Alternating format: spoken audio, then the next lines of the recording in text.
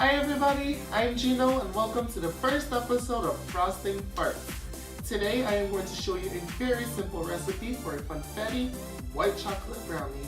These FUNFETTI brownies are a major hit with their white chocolate chips and the sprinkles for a nice crunchy texture.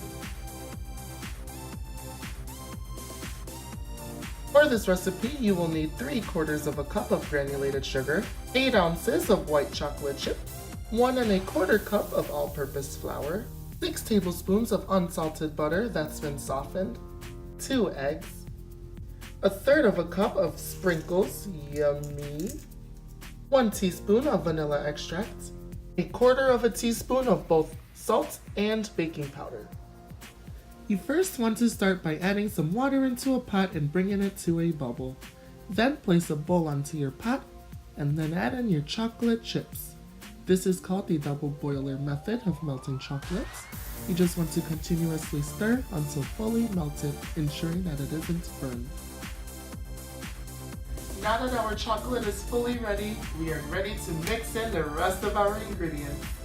Now you just want to add in your butter and stir it until it is completely melted. Now add your sugar. Mix well once again. This alone smells amazing. Add in your salt and your baking powder and your vanilla. Also your 2 eggs. Careful not to get any shell.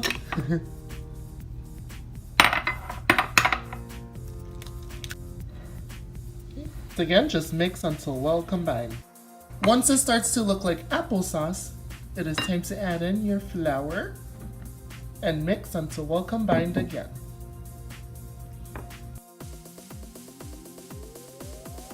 Last but not least, add in your sprinkles. And you want to gently stir it in just a few times just to incorporate the sprinkles. You don't want to overmix it. Just want to grease an 8-inch square pan and then pour all of your brownie batter in there. This looks delicious. Last but not least, just spread it out.